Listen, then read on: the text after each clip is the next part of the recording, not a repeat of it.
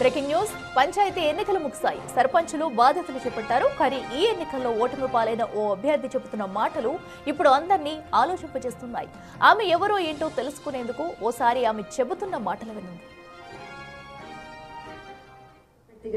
గెలుపొందిన ప్రతి ఒక్కరిని ఒక క్వశ్చన్ అడగాలనుకుంటున్నాను. అనా, మీరు 5,000 ఓట్లుంటే కోటి పైన ఖర్చు పెట్టారు, ఎట్లా రికవర్ అవుతాయి? మాక్సిమం నెలకి 5 లక్షల పైన ఫ్రాడ్ చేయాలని అవి రికవర్ అవ్వాలంటే.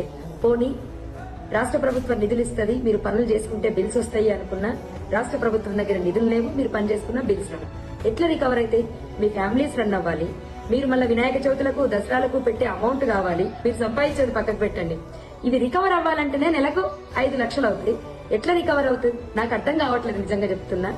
3,000 ఇచ్చినోడు కోటు పడుతుంది, 2,000 ఇచ్చినోడు కోటు పడదు, ఫుల్ బాటిల్ దప్పినోడు కోటు పడుతుంది, హాఫ్ బాటిల్ దప్పినోడు కోటు పడదు, బిర్యానీలో మటన్ వేసినోడు కోటు పడుతుంది, చికెన్ వేసినోడు కోటు పడదు.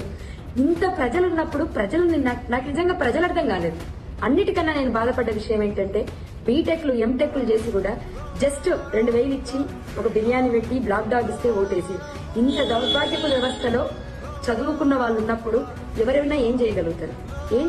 దేశం ఎట్లా మారుతుంది? నాయకులను ప్రశ్నించే హక్కు మీకుందా?